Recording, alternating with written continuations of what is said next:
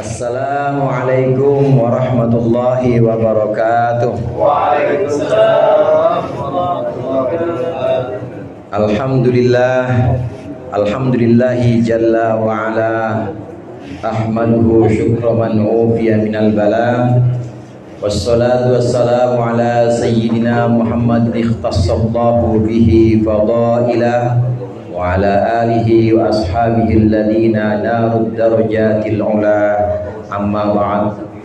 Hadratil mukarramin wal muhtaramin, al-asatidah wal habaib al-a'izzah, wabil khusus guru kita Habib Ahmad Syakir bin Zaid, guru kita Ustaz Ahmad Hadik Turmudi, guru kita Ustaz Abdul Rahman Sofan, para asatidah Ustaz Haji Sanwani, Ustaz Zaini, Ustaz Abdul Aziz, dan Sohibul Hajat yang mengundang kita pada pagi hari ini, Ustaz Haji Matroji. Hadirin sekalian, jamaah Majelis Taklim Gabungan yang dirahmati oleh Allah dan yang berbahagia. Alhamdulillah, pada pagi hari ini kita berkumpul di sini untuk memenuhi undangan pengajian sekaligus akikah dari Ananda Muhammad Thaqib Ali Haidar, putri dari Ustaz Matroji, anak dari kawan kita yaitu Romi. Mudah-mudahan Allah jadikan putranya sebagai putra yang soleh, yang berbakti kepada kedua orang tuanya, bermanfaat bagi agama, masyarakat, dan bagi bangsanya. Amin ya rabbal alamin. Jamaah rahimakumullah, haknya anak yang harus ditunaikan oleh orang tuanya itu ada 3. Yang pertama, ayyuhsina ismahu. Yang pertama yaitu hendaklah seorang bapak, hendaklah orang tua memberikan nama yang bagus untuk si anak. Pagi hari ini dilihat dari undangannya aja itu udah cakep banget namanya. Betul apa betul? Muhammad Thaqib Ali Haidar. Ini dengan harapan nama Muhammad ini nanti menjadi jaminan nanti ketika di yaumil mahsyar, ketika disebut namanya Muhammad Ali Thaqib, maka nama Muhammad ini nanti insya Allah akan Allah permudah jalannya di akhirat. Memberikan nama yang baik ini adalah hak untuk anak yang wajib ditunaikan oleh kedua orang tuanya, dan tidak harus bahasa Arab, hadirin. Kalau kira-kira memang bahasanya bahasa bukan Arab tapi memang punya arti bagus, itu juga termasuk hak yang sudah ditunaikan oleh bapak kepada anaknya. Seorang tua, seorang bapak menambahkan anaknya bagus misalnya, itu supaya di mana-mana dia jadi bagus. Di WC jadi bagus, di pasar jadi bagus juga. Sampai dia nanti di sekretariat RW tetap jadi bagus di mana-mana, doanya supaya jadi bagus. Ada orang tua menamakan anaknya imam misalnya, itu supaya dia bisa memimpin di keluarganya, nanti imam menjadi pemimpin juga, di masyarakat juga menjadi imam juga, kemudian di kantor juga menjadi imam juga, di musola Miftahul Ulum meskipun sang belakang dia tetap imam, dan namanya imam. Tetap bagian-bagian hak yang harus ditunaikan oleh orang tua untuk anaknya. Yang pertama yaitu memberikan nama yang baik. Muhammad Thaqib Ali, yang terpuji, kemudian yang cemerlang, An-Najmi Thaqib, bintang yang cemerlang, kemudian Ali yang mempunyai keluhuran budinya, dan juga Haidar, seorang yang pemberani. Ini adalah sebuah nama yang sudah bagus. Jadi panjang juga itu Muhammad, engkongnya aja nggak hafal deh. Saya mau udah hafal. Semalam saya begadang, Muhammad Thaqib Ali Haidar, cakep banget itu namanya, panjang. Alhamdulillah sudah ditunaikan oleh saudara Romi dengan petua guru-guru, dengan diskusi bersama Habib Syakir, bersama keluarga para ustadz lain, dan juga dengan tentunya dengan kedua orang tuanya, dengan engkong-engkongnya, maka diambilkan nama yang baik untuk Ananda Muhammad Thaqib ini. Kemudian yang kedua hadirin, hak seorang anak yang harus ditunaikan oleh orang tuanya, yaitu ayyuhsina adabahu. Hendaklah orang tua, bapaknya, ibunya ini memperbaiki atau memperbagus adabnya. Adab yang dimaksud di sini adalah akhlaknya. Adab yang dimaksud di sini adalah mencakup kemampuan anak, baik dari ilmu pengetahuan yang sifatnya itu ilmu umum maupun ilmu agama. Ayyuhsina adabahu. Hadirin jamaah rahimakumullah, setiap anak yang lahir itu sudah Allah bekali dengan akal. Semua kita juga begitu, sudah dibekali oleh Allah dengan akal. Bahasa sekarangnya namanya manusia itu di dalamnya sudah diinstal akalnya. Nanti tinggal akal yang sudah diinstal ini kemudian diberikan pengembangan, diberikan tambahan-tambahan yang kemudian akan menjadi lebih sempurna. Pada usia anak 2 tahun, 3 tahun dia sudah mulai bisa manggil kedua orang tuanya misalnya. Kemudian lebih besar lagi dia sudah bisa membedakan warna-warna, atau lebih sederhana lagi sudah bisa membedakan besar dan kecil misalnya. Kalau ditanya anak itu dukuh sama salak gedean mana? Pak, diem aja. Dukuh sama salak gedean mana? Gedean salak. Salak sama duren gedean mana? Gedean duren. Duren sama masjid gedean mana? Gedean masjid. Ini udah diinstal.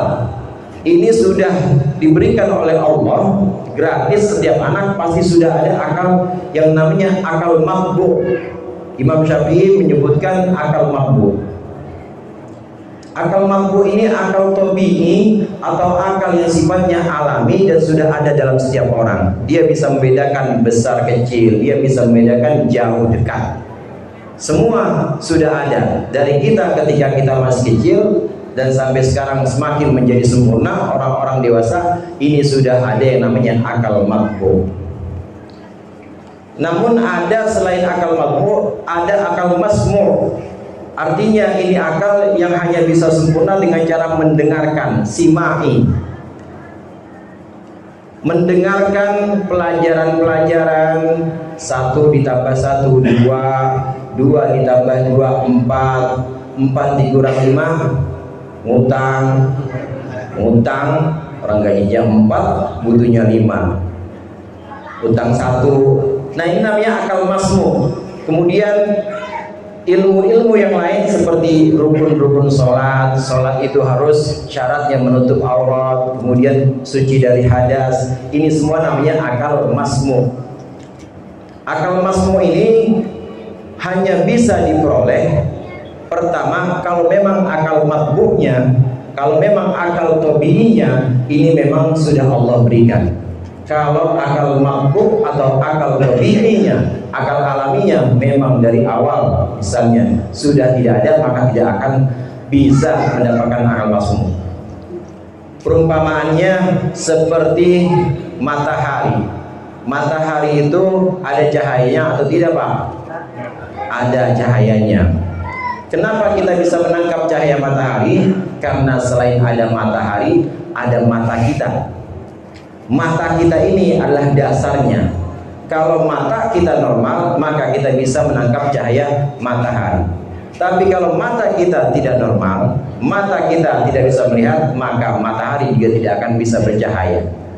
Demikian juga akal masmu atau akal sam'i yang sifatnya mendengarkan, dikasih pelajaran rukun-rukun sholat, dikasih tambah-tambahan, dikasih pengetahuan IPS misalnya. Ini semua hanya bisa didapat, dikembangkan kalau akal yang pertama yang disebut dengan akal tabi'i, akal alami ini sempurna. Kalau akal alaminya, akal matbu'nya ini memang Allah berikan sempurna, maka pasti bisa untuk menangkap pengetahuan-pengetahuan, pasti bisa mengembangkan akal sam'inya ini. Oleh karenanya, Bang Romi ada tuh bapaknya di situ. Nanti selain memberikan nama, jangan cuma berhenti sampai memberikan nama yang bagus Muhammad Taqib, tapi juga pendidikannya juga harus diperbagus, dikenalkan dengan ilmu-ilmu dasar agama seperti baca Al-Quran, diperkenalkan dengan ilmu-ilmu yang sifatnya dharuri atau yang sifatnya harus diberikan, tidak boleh tidak, yaitu ilmu amaliyah yang sehari-hari harus dia kerjakan. Bagaimana wudhu, bagaimana sholat, nanti itu jarak kira-kira 5 tahun, 4 tahun udah bisa dimulai dicontohin sama bapaknya, dicontohin sama emaknya. Sholat itu bagaimana, jamaah itu bagaimana diajak. Ini bagian dari hak anak yang harus ditunaikan oleh bapak, yaitu memperbaiki atau memperbagus adabnya. Memperbagus adab dengan memperkaya pengetahuan-pengetahuan, baik pengetahuan umum, pengetahuan agama, sampai pengetahuan yang sifatnya ini emosional. Artinya dia bukan hanya cerdas secara intelektual, bukan cuma bisa bedakan antara 1 tambah 1 itu berapa, 1 bagi 1 itu berapa, bukan hanya kecerdasan itu, tapi kecerdasan emosional dan kecerdasan spiritual. Apa itu kecerdasan emosional? Anak dilatih supaya berempati. Kalau ada tetangga lagi berduka, sementara tetangga yang sebelah kulon itu lagi nyetel dangdut, kira-kira pilih ke tempat yang berduka apa yang nyetel dangdut? Yang berduka dangdut. Itu tukang son nyaut ya? Ya kalau tukang son boleh kemana-mana ya, dangdut boleh, gimana tarikannya aja. Ini namanya kecerdasan emosional, supaya bisa berempati, supaya bisa merasakan kesedihan yang dialami orang lain, kebahagiaan yang dialami oleh orang lain, dia bisa merasakan, namanya empati. Dan juga tentunya kecerdasan spiritual, dia bisa merasakan bahwa Allah mengawasi dia. Dia bisa merasakan bahwa dia selalu dipantau oleh CCTV yang tidak pernah berhenti, yaitu malaikat-malaikatnya Allah. Ini kecerdasan spiritual, saudara. Gabungan antara kecerdasan intelektual berupa akal sam'i, akal tabi'i tadi, kemudian ditambah lagi latihan-latihan di masyarakat supaya bisa berempati, bertenggang rasa, bertoleransi, ditambah lagi dengan pengetahuan agama, maka akan mendidik anak, akan mencetak anak yang sempurna secara zahiran wa batinan. Kemudian yang ketiga yang harus ditunaikan oleh orang tua untuk anak-anaknya, ayun gihahu, hendaklah orang tua ini menikahkan anaknya nanti kalau memang diberikan umur yang panjang. Bang Romi panjang umur, emaknya juga panjang umur, engkongnya Ali juga, engkongnya Sakib juga panjang umur. Kalau masih bisa menangin, masih bisa ngalamin, nikahin ini, maka ini nikahin memang termasuk kewajiban atau termasuk hak dari anak yang wajib ditunaikan oleh orang tuanya, hadirin. Oleh karenanya nanti yang belum pada kawin banyak nih ya. Banyak. Biasanya yang main hadroh. Doa mustajab kasih saya. Iya. Doanya Allahumma kawinin. Allahumma kawinin. Kalau ditanya nih yang pada jomblo, kalau ditanya sama babanya, lu mau kawin dulu apa mau haji dulu? Kawin. Nafsu amat romannya itu. Kalau ditanya sama orang tua, mau kawin dulu atau mau haji dulu? Haji dulu. Haji dulu. Kenapa begitu? Karena yang namanya kawin udah kewajiban bapak. Besok bapak habis berangkatin saya haji, tetap wajib kawin saya. 2 kali dapat. Menang banyak. Kalau milihnya kawin dulu, lepas sudah kawin. Mau haji, ya udah lu apa? Bini lu aja cari kayak gimana pencarian lu, haji berdua. Tapi kalau ditawarin mau haji dulu apa mau kawin dulu, yang main hadroh nih, maka apa dulu? Haji dulu. pulang haji baru minta kawin. Amin. Mbak, satu lagi kewajiban nih belum. Apa? Kawinin anak. Kawinin saya belum kawin ini. Itu memang kewajiban orang tua yang harus ditunaikan untuk anak-anaknya. 3 kewajiban ini hadirin yang oleh Islam sebagaimana sabda Rasulullah SAW ini betul-betul harus dijalankan oleh orang tua untuk anak-anaknya.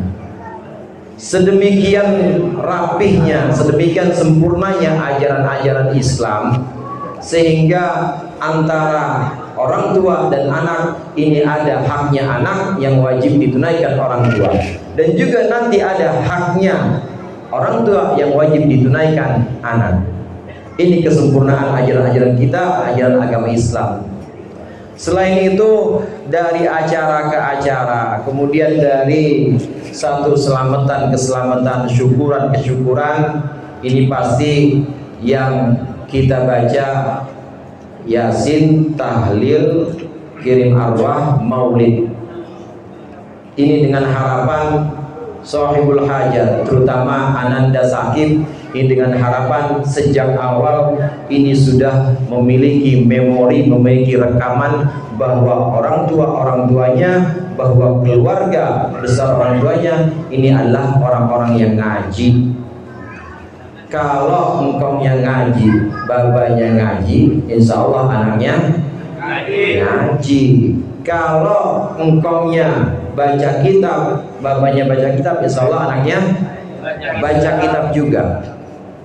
Kalau engkaunya sholat, babanya sholat, insya Allah anaknya sholat. Kalau engkaunya mancing, babanya mancing, anaknya mancing juga pasti. Jemur satu. Agak maju. Nih hidup joran. Jadi semua ini cetakan, semua ini adalah contoh-contoh, teladan-teladan yang diberikan untuk sang anak, supaya sejak awal Sakib ini sudah mendengarkan riwayat pembacaan Maulid Nabi, dibacakan juga ayat suci Al-Quran dari Ustaz Abdul Rahman. Jadi akrab, telinganya makin akrab dengan firman-firman Allah, makin akrab dengan pujian-pujian salawat kepada Rasulullah, dan juga makin akrab dengan nama-nama guru dan nasihat-nasihat guru yang sejak dini sudah diperdengarkan kepada Sakib. Ini harapannya.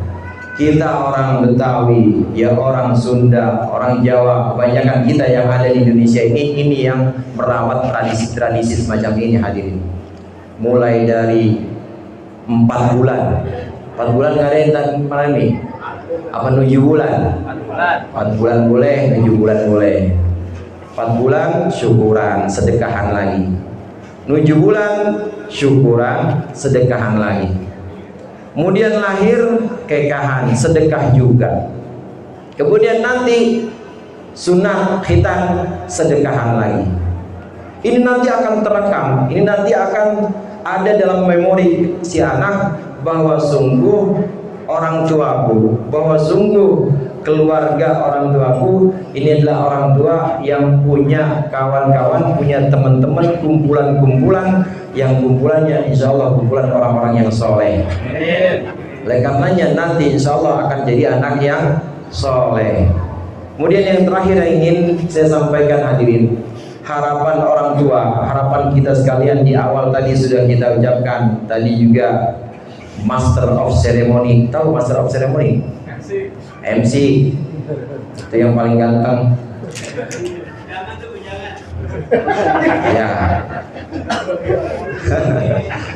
Kata MC tadi semoga menjadi anak yang soleh. Soleh itu apa? Soleh itu as-salihu man qama bi huquqillah wa huquqin nas.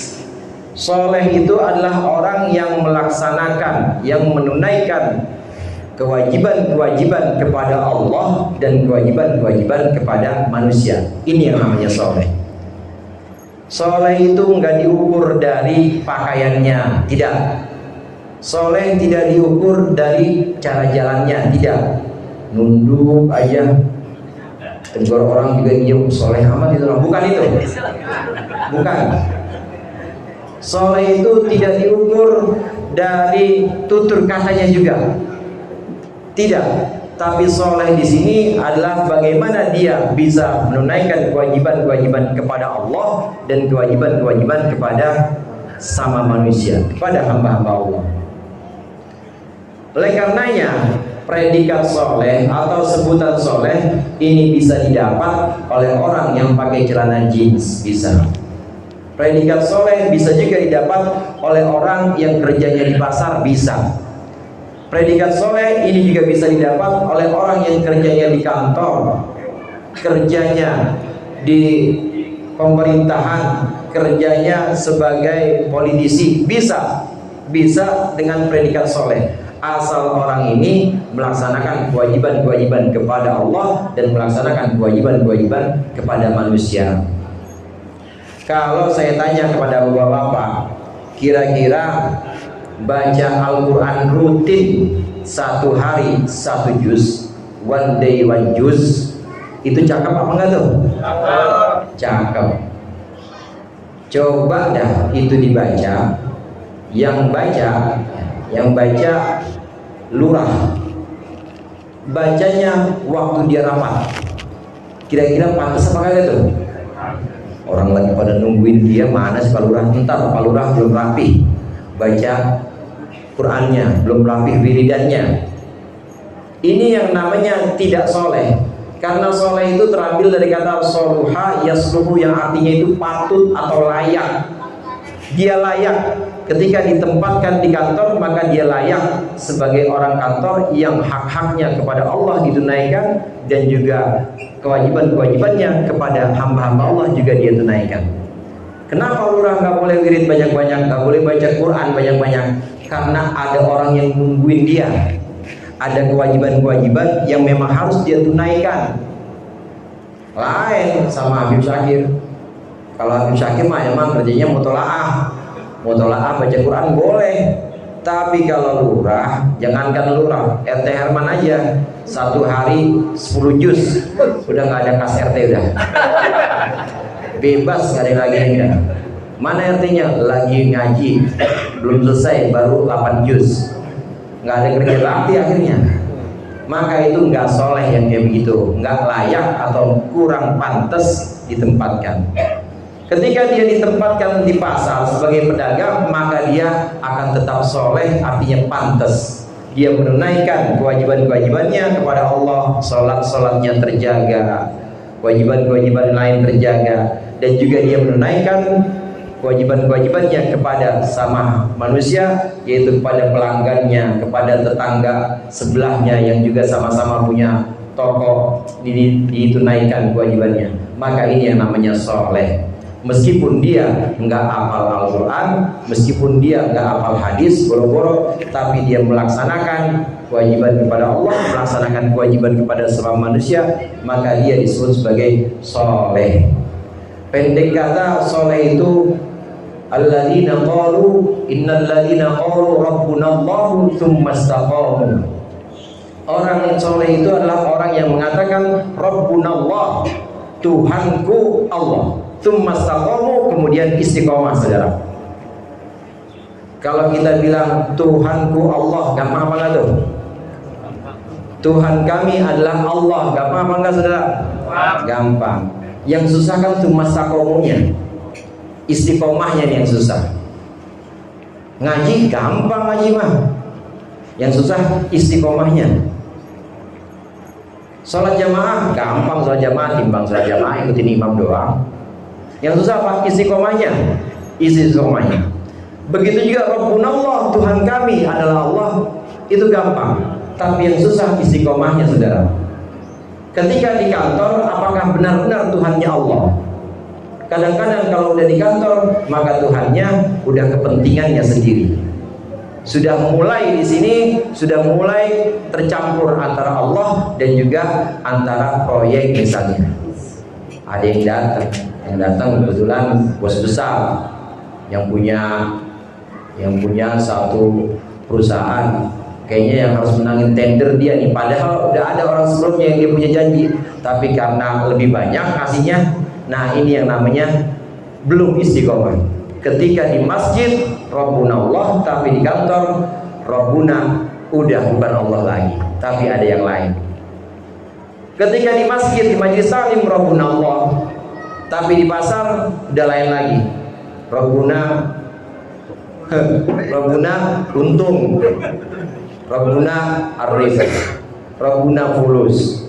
Ketika di pasar, maka Tuhannya udah bukan Allah lagi. Apa? Pokoknya dapat uang, ya yang meskipun itu marus, meskipun itu daging anjing mah jual aja kayak gitu.